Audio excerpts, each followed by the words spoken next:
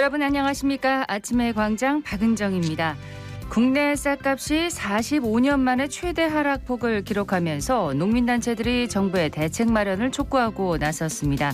지난 15일 기준 20kg 쌀값은 42,522원으로 지난해 같은 기간에 비해서 24% 급락했는데요. 반면 지난달 말 기준 쌀 재고량은 48만 6천 톤으로 지난해보다 70%가량 늘었습니다. 상황이 이렇다 보니 농민들은 올해 풍년 농사를 짓고도 웃을 수가 없는 상황인데요. 오히려 햅쌀이 나오면 이 쌀값의 추가 폭락을 걱정해야 하는 처지가 됐습니다. 하지만 쌀이 남아돈다고 해서 잎의 농사를 급격하게 또 줄일 수는 없는 일인데요. 우리나라 곡물 자급률이 20%에 불과하지만 최근 국제 곡물 가격 상승에 따른 영향을 덜 받는 것은 순전히 주식인 쌀의 자급자족 덕분이라고 합니다. 그래서 이 쌀값 안정화는 식량주권 확보 차원에서 바라봐야 한다는 시각이 지배적인데요. 쌀값 안정을 위한 대책, 정부와 지자체가 보다 좀 적극적으로 찾아야겠습니다. 8월 30일 화요일 아침의 광장, 먼저 이 시각 교통 상황과 날씨 듣겠습니다. 윤가영 리포터. 네, 먼저 고속도로입니다. 우리 지역 대부분 고속도로 위쪽으로 편안한 흐름 보이고 있습니다. 경부고속도로 양방향으로 제속도 충분히 내면서 지날 수 있겠고 중앙고속도로 역시 양방향으로 편안한 흐름 보이고 있습니다. 다만 중부내륙지선 창원 방향으로 서대구 요금소에서 서대구 나들목 지나 성서 나들목까지 서행으로 이동합니다. 반대 대구 방향으로도 성서 나들목에서 서대구 요금소까지 차량 간격 좁혀서 이동하고 있습니다. 이어서 시내도로입니다. 먼저 사고 소식이 있는데요. 명동로 계명내거리에서 명동내거리 방향, 계명내거리 지나자마자 가장자리차로 쪽에 시내버스와 25톤 화물차 추돌 사고 있습니다. 미리 차로 변경하시기 바랍니다. 이어 신천대로 대부구 구간 양방향으로 구간 지체 서행 반복하고 있습니다. 서대구로는 평리내거리 지하차도에서 평리내거리 직전입니다. 가장자리차로 쪽에 대형 화물차가 고장으로 비상등 켜고 정차 중입니다. 참고하시기 바랍니다. 구암로 우남교 내거리에서 70 나들목 내거리 방향으로 지체 서행 보이고 있습니다. 마지막으로 날씨입니다. 우리 지역 날씨는 흐리고 비가 오겠습니다. 31일까지 강수량은 대구와 경북 남부 5에서 40mm, 북부와 울릉도, 독도는 30에서 80mm로 예상이 됩니다. 우리는 대구 지역 아침 최저 기온 대구 20도, 낮 최고 기온은 26도로 예상됩니다. 현재 대구 기온 20.8도, 습도는 88%입니다. 지금까지 윤가영이었습니다. 지역 시사정보 프로그램의 중심 KBS 대구 제일라디오 아침의 광장을 듣고 계십니다. 화요일 아침의 광장 함께하고 계십니다. 8시 33분 지났습니다. 자, 오늘 아침 지역의 주요 뉴스부터 정리하겠습니다. 뉴스민의 천용길 기자, 영남일보 최미애 기자 함께합니다. 어서 오십시오. 네, 안녕하세요. 예, 첫 소식 듣겠습니다. 네, 대구시가 채무 상환 계획으로 추진하던 이 달서구와 북구에 있는 행정타운 부지 매각을 보류하기로 했습니다. 지난달에 대구시가 채무 상환 계획을 발표하면서 100억 원 이상의 대구시 소유의 공유재산을 매각하겠다. 이런 계획을 밝혔습니다. 네. 이후 가장 유력한 매각 대상으로 이 달서구와 북구에 소재한 행정타운이 꼽혔는데요. 이 달서구 이곡동에 소재하고 있는 성서 행정타운과 이 북구 구암동에 있는 칠곡 행정타운이 이 공시지가 기준으로 이 매입할 때와 비교해서 약 5배에서 6배 정도 이 가격이 증가한 것으로 확인이 됐습니다. 네. 이 한 800억 원대, 이 100억 원대, 그러니까 이 부채를 갚기에는 이 가장 좀 적절하다 이렇게 판단을 해왔던 건데요. 이 매각이 추진되자 이 북구와 달서구에서는 이 주민들과 기초의원들을 중심으로 이 반대 움직임이 일었고 대구시의회 일부 의원들 사이에서도 이 강경한 좀 반대 여론이 형성이 됐습니다. 네. 때문에 이 기초자치단체와 홍준표 대구시장이 좀 갈등을 하는 것 아니냐 이런 지적이 있었는데 일단은 대구시가 미래 세대를 위해서 부지를 그대로 두는 것으로 결정했다. 이렇게 밝혔습니다. 이 부채를 갚는 것도 중요하지만 지역민들 그리고 기초자치단체와 이 소통하고 이 정책을 결정하는 것도 이 중요하다는 측면에서 보면 네. 이 대구시가 한 발 물러섰지만 어쨌든 대구시 입장에서는 이 조금 더 이 나은 선택을 한 것이 아닌가 싶습니다. 네, 주변에 좀 의견을 미리 좀 듣는 그런 뭐 자세가 필요할 것 같습니다. 맞습니다. 지금 홍준표 시장 취임 이후에 여러 가지 정책을 추진해 왔지만 이렇게 좀 추진했다가 보류시킨 것은 이번이 거의 뭐 처음이라고 볼 수 있거든요. 그렇군요. 이게 이제 앞으로 뭐 시의회나 기초자치단체와 좀 소통을 하려는 의지가 보인 것 아니냐 이렇게 네. 해석을 할 수도 있겠습니다. 예, 다음 소식 듣겠습니다. 네, 환경단체 등에서 대구 취수원 이전 대상지로 거론되는 안동댐의 퇴적물에 중금속이 검출됐다는 주장이 제기되면서 논란을 빚고 있는데요. 대구시가 안동댐 원수 수질 검사를 실시한 결과 중금속이 검출되지 않았다고 어제 밝혔습니다. 네. 대구시 상수도사업본부 수질연구소는 지난 19일 한국수자원공사의 도움을 받아 안동댐 원수를 채수하고 수질을 정밀 분석해 그 결과를 발표했습니다. 조사 지점은 안동댐 중앙부 수심 40m의 상층과 중층, 하층 세 곳이고요. 검사 항목은 상수원 관리 규칙과 먹는 물 수질 감시 항목 운영 등에 관한 고시에 따라 총 42개 항목을 분석했습니다. 이번 안동댐 원수 수질 검사 결과에 따르면 유기물질 수질 지표인 총 유기탄소는 상층은 리터당 3.8mg, 중층은 리터당 3.3mg, 하층은 리터당 3.1mg으로 조사됐습니다. 네, 수질 상태가 그럼 어떤 건가요? 네, 이는 모두 관련 기준인 호소의 생활환경 기준 2등급에 해당합니다. 3등급인 구미 해평 쥐수장과 4등급인 매곡 원수에 비해 우수한 것으로 나타났는데요. 총 유기탄소는 유기물질 수질 지표로 물속에 존재하는 유기물질에 포함된 탄소의 총량을 의미합니다. 네. 네, 수질연구소는 이번 조사에서 유해 중금속인 카드뮴과 비소, 납크롬 등은 검출되지 않았다고 밝혔는데요. 다만 철과 망간은 미량 검출됐으나 안동댐 원수의 철, 망간 검출 농도는 각각 매곡 원수의 8분의 1, 11분의 1 정도로 낮은 수준이었다고 설명했습니다. 자, 그러면 이런 결과는 환경단체의 주장을 이 논란을 네, 무마할 수 있는 약간 그런 내용이라고 봐야 되겠죠. 네. 환경단체에서는 아직 입장을 밝히지는 않았고요. 네, 맞습니다. 예. 소식을 하나 더 들을까요? 네, 최근에 윤석열 정부가 이 사드 기지 정상화에 나서겠다라고 선언을 했었는데요. 이 국가인권위원회가 사드 반대 집회 참가자를 2시간 이상 고쳐가는 등 과도한 경찰력으로 인한 집회 참가자 저지가 인권 침해다 이런 판단을 내렸습니다. 네. 이 국가인권위원회는 경북경찰청과 성주경찰서장에게 집회 해산이나 강제 고착 필요가 있는 경우에 인권 침해 최소화를 위해 노력하고 경비 계획을 세울 때 노약자 안전을 위한 대책을 포함할 것을 권고했습니다.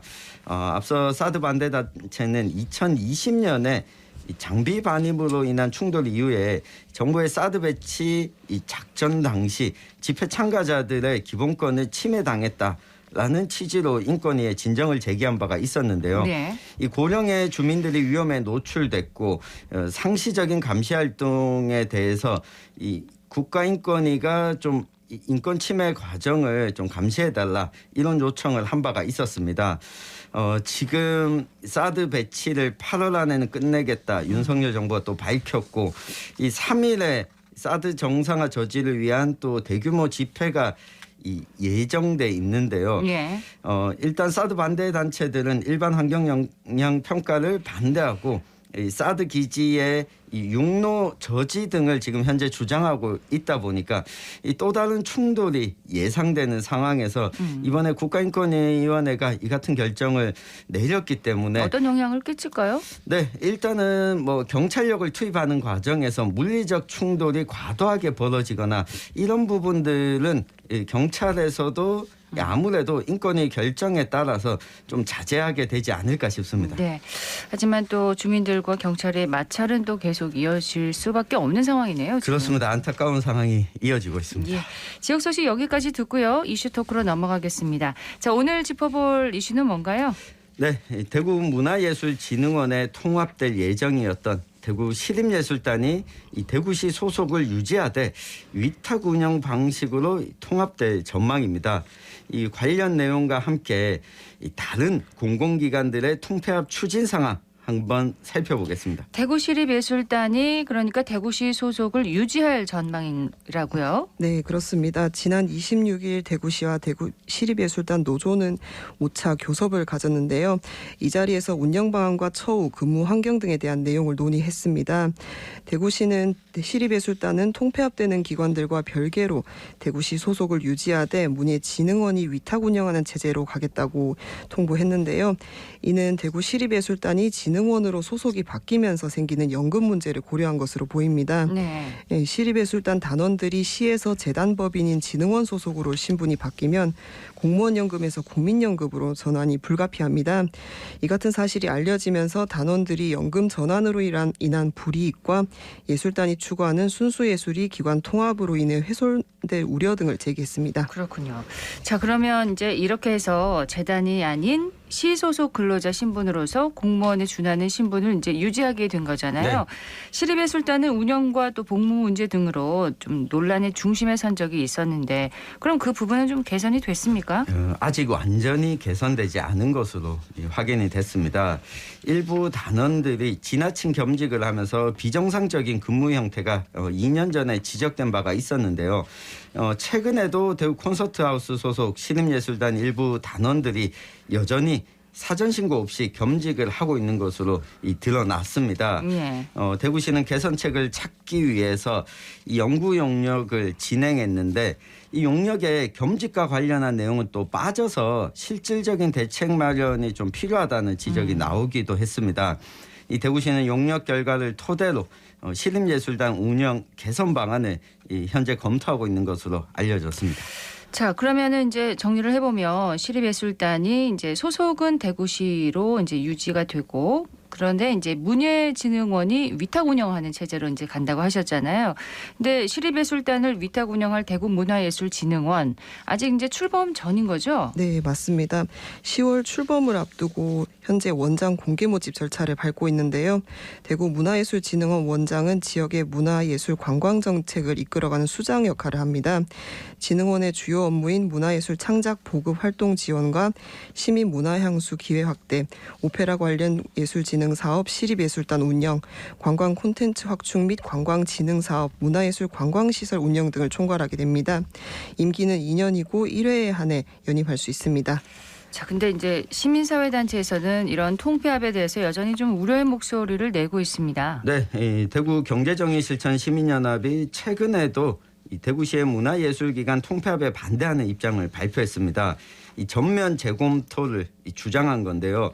오는 10월에 출범 예정인 대구문화예술진흥원이 기획경영본부, 문화본부, 관광본부, 오페라하우스, 대구미술관, 문화예술회관, 콘서트하우스, 시립박물관까지 제가 이렇게 다 읽기도 참 숨이 벅찬데 몇 개인 거죠? 네, 8개 부서거든요.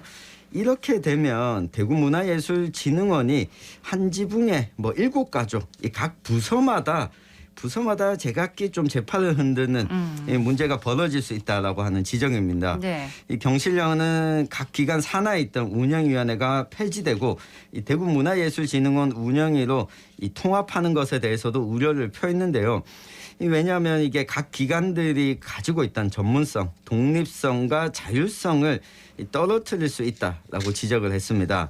이 진흥원 출범을 중장기 비전과 발전 방안 마련 후로 연기하는 방안도 검토해봐야 한다. 네. 이렇게 강조를 했습니다. 그런데 이제 대구문화예술진흥원 아래 오페라하우스, 대구미술관, 문화예술회관 또 콘서트하우스 이렇게 부서가 다 따로 있잖아요. 시립예술단 그런 위탁 운영은 어디서 맡게 되는 건가요? 네, 대구시 관계자는 진흥원 내에서 어떤 조직이 예술단 운영을 맡을지는 정해지지 않았다며 여러 전문가의 의견을 수렴하고 있다고 밝혔는데요. 시립예술단과 진흥원에 통합될 다른 기관과의 융합에 대해선 진흥원의 통합 예정인 대구 콘서트하우스, 대구 오페라하우스, 대구 문화예술회관과 엮어 프로그램을 마련하는 것을 고민하고 있다는 게 대구시의 설명입니다. 예.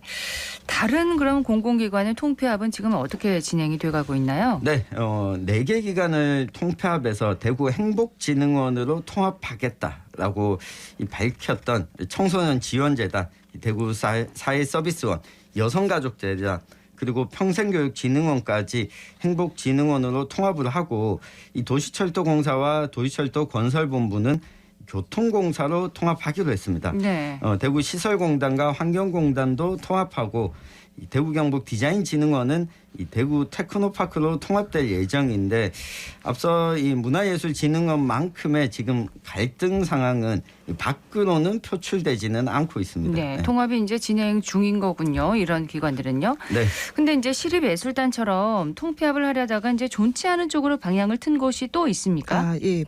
시립예술단의 경우에는 정확하게 말씀드리면 현재 대구시의 자산인 대구 오페라하우스의 운영을 재단법인인 대구 오페라하우스가 맡는 것처럼 시립예술단은 소속만 대구시를 유지하고 재단법인인 진흥원이 운영을 맡는 겁니다. 그렇죠. 네, 그리고 말씀하신 대로 좋지 않은 기관도 있는데요. 대구 경북 디자인 진흥원과 함께 대구 테크노파크로 통합할 예정이었던 대구 디지털산업진흥원은 소관 중앙부처인 과학기술정보통신부가 반대 입장을 표명하면서 통폐합 방안에서 제외됐습니다. 네. 과기부는 대구를 디지털 혁신 거점 도시로 육성하는 계획을 밝히면서 권역 거점 기관인 대구 디지털 산업진흥원이 통폐합될 경우 계획에 차질이 생길 수 있다고 우려의 뜻을 전달한 것으로 알려졌습니다. 또 엑스코에 흡수될 예정이었던 컨벤션 뷰로도 통폐합 대상에서 제외됐는데요. 서로 다른 조직의 성격과 우선순위 문제가 불거지면서 극적으로 존치하게 됐습니다. 먼저 주식회사 엑스코는 영리 창출을 주목적으로 하고 사단법인인 컨벤션 뷰로는 비영리여서 둘을 합친 것이 어렵다는 결론이 내려졌습니다. 또 다른 기관의 통폐합권도 많아서 상대적으로 규모가 작은 컨벤션 뷰로가 우선순위에서 밀린 측면도 있다고 합니다. 자, 우선순위에서 밀렸다. 그러면 뭐 다음에 또 논의될 가능성도 있다는 뜻인가요? 네, 그럴 여지가 충분히 있습니다. 대구시 관계자는 새로운 대구시정의 방향이 예산 절감과 기관 효율화인 만큼 추후 다시 통폐합 논의가 재개될 가능성도 있다라고 밝혔는데요. 다만 어떤 방향으로 가든 컨벤션 뷰로의 20여 년 국제회의 유치 노하우는 계승될 것이라고 전했습니다. 네. 자, 통폐합에 좀 우려가 섞인 그런 반응을 보이는 분들 상당수가 전문성을 좀 훼손하지 않을까 이런 부분을 지적하고 계신데 그 부분은 뭐 통폐합 전후에도 잘 살펴서 진행을 해야 되겠죠? 맞습니다. 이 통폐합도 필요할 수가 있는데 이를 진행하는 순서에서 좀 아쉬움을 남겼습니다. 앞서 이 최미애 기자가 언급했던 기관 가운데 엑스코와 이 컨벤션 뷰로 그러니까 주식회사와 사단법인, 비영리 사단법인을 통합하는 것이 어려운 일은 기관에 대해서 조금만 알고 있어도 충분히 이해가 됐었을 겁니다. 그런데 이걸 통폐합하는 걸 목적으로 하다 보니까 이런 것들도 좀 따지지 않고 진행을 해왔던 측면이 있는데요. 기관의 성격을 잘 파악해서 이제 추진했어야 됐다. 이 맞습니다. 말씀이신 거죠? 네, 제 아이가 그 로봇 장난감을 가지고 노는데 이게 합체가 가능한 같은 종류의 로봇인지 살피지도 않고 일단 합체가 중요하니까 서로 다른 종류의 로봇들을 막 끼워보고 맞지 않는데도 억지로 끼우려다가 보면 부서지는 경우가 종종 있거든요. 그렇죠. 이 공공기관에 대한 진단과 이 중복 업무에 대한 분석 이후에 이렇게 통폐합안을 추진하더라도 늦지 않았을 텐데 이걸 일단 통폐합하고 봐라고 진행을 하다 보니까 이 지금처럼 여러 가지 문제가 또 불거지는 거거든요. 네. 이게 한번 부서지면 다시 합체하지 않더라도 각각의 기관으로 있더라도 제 기능을 발휘하기 어려워지는 그러니까 사기 저하라든가 이런 부분들도 생길 수 있거든요. 네. 앞으로 지금 추진하면서 불거진 문제들을 조금은 속도를 조절해갈 필요가 있어 보입니다. 합체도 중요하지만 물론 합체에 어려움이 있다고 하더라도 합체를 했더라도 그 기능을 좀 잘 발휘할 수 있도록 그렇습니다. 하는 것이 참 중요할 것 같습니다. 네, 그리고 대구 시립예술단만 놓고 보면 시 소속으로 남게 되는 게 단원들에게는 아마 좋은 일일 겁니다. 하지만 예술단 공연을 보는 시민들에게 그럴지는 좀 더 지켜봐야 될 것 같습니다. 앞서 얘기하시기도 했지만 근태 문제 등 운영상의 문제가 개선되어야 할 텐데요. 그렇네요. 네, 지난해 예술단 조직 진단 용역을 진행해 지난 4월에 최종 보고회까지 연 상태입니다. 다만 대구시는 홍준표 시장 취임 후에 공공기관 통폐합 업무를 추진하는 게 우선순위였고 그래서 예술단 조직 진단 결과를 실제 예술단 운영에 어떻게 반영할지에 대해선 결론을 내리지 못했는데요. 또 용역 결과 대부분이 노조와 단체 교섭을 통해 이야기해야 하는 부분이다 보니 결정을 내릴 수 없었습니다. 일단 예술단의 거취에 대해서는 사실상 결론이 난 만큼 조만간 개선안 마련을 위한 논의가 진행되기를 기대해 보겠습니다. 뉴스민의 천영길 기자, 영남일보 최미애 기자였습니다. 두 분 고맙습니다. 고맙습니다. 감사합니다.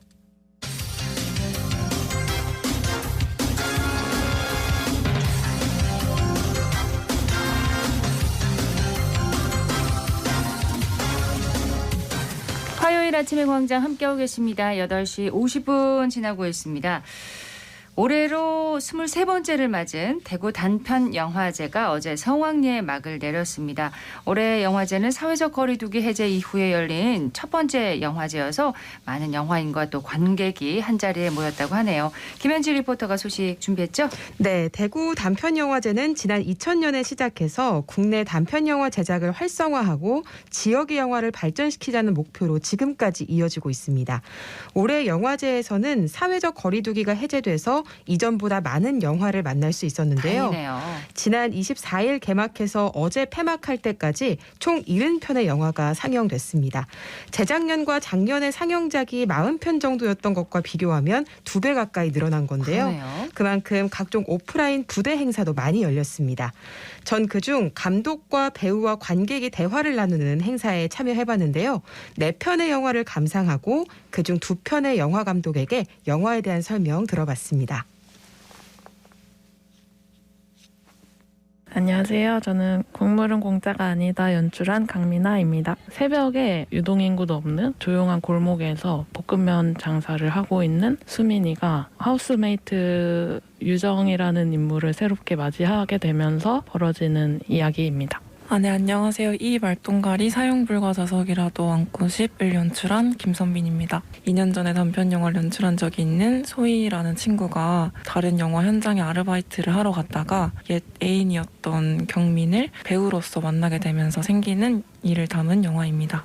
서울에도 오로라가 뜬다면 보면 그 청년 주거 문제가 나오잖아요. 올해 단편 영화에 나오는 많은 영화들이 서울에서 살아남기 고통의 나날들을 보내는 영화가 많았었어요. 어떻게 하면 집값을 구할까? 그 옥탑방이 보증금 1,000원에 월 35라는 게 참 말이 안 되잖아요. 청년들이 어떻게 보증금 1,000만 원을 만들 수가 있을까라는 생각도 들고요.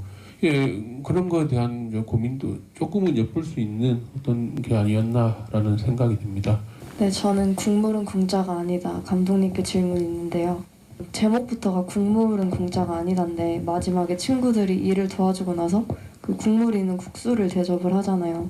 그게 주인공도 마음을 열었다는 장면인 건지 아니면 그냥 거기서 팔지 않는 특별한 메뉴를 대접하는 의미인 건지 궁금합니다. 그냥 뭔가 이렇게 좀 정성을 더 해주고 싶은 그런 마음? 선의를 처음으로 순수하게 딱 해본 경험이 아닐까 생각했던 것 같습니다. 네, 아주 진지하게 관객과 또 배우와 관객이 이렇게 대화를 나누는 그런 장면을 들었는데요. 올해 영화제 슬로건이 영화 파동의 물결이었다면서요. 이게 무슨 의미인가요? 네, 영화를 퍼뜨려 나간다라는 뜻이라고 하는데요. 영화 관계자의 표현을 빌리자면 코로나19의 통제에서 점점 해방되고 있는 상황 속에서 그동안 억눌렸던 이 극장 예술과 영화 네트워킹을 퍼뜨리는 장을 만들자라는 의미라고 합니다. 행사에서 많은 관객이 영화인에게 질문을 던지고 영화가 던지는 메시지에 관한 깊이 있는 대화를 나눴는데요. 전국에서 만들어지는 단편 영화를 위해 이런 자리가 더 많아졌으면 좋겠다는 생각이 들었습니다. 네. 그래서 대구 단편영화제 역할이 중요하다는 생각도 들었는데요. 감독과 배우들 이야기 들어보시죠.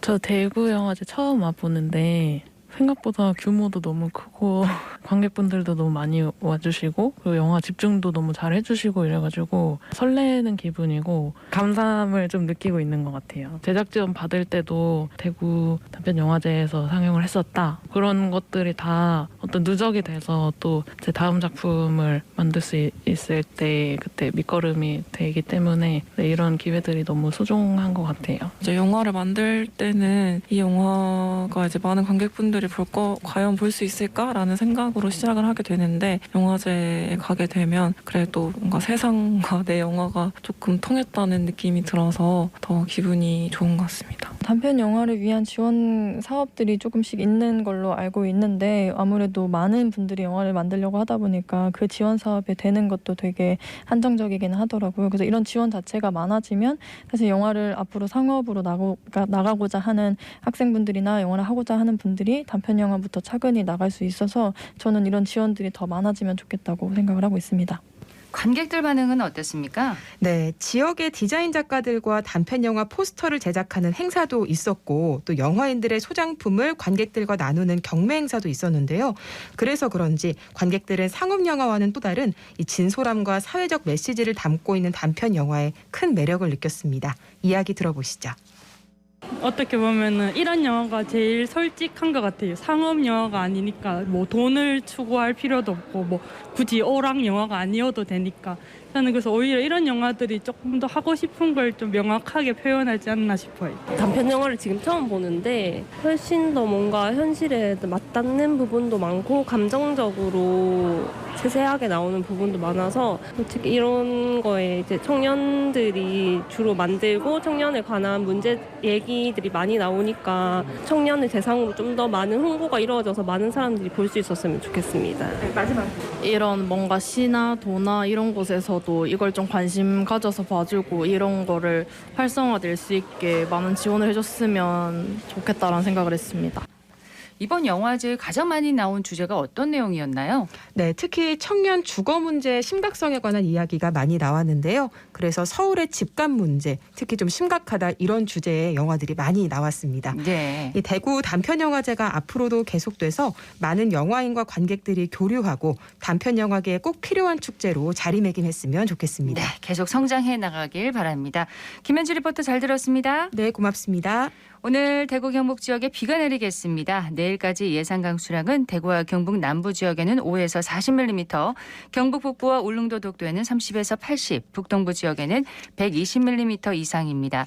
낮 기온은 20도에서 26도 분포로 어제보다 1도가량 낮겠고요.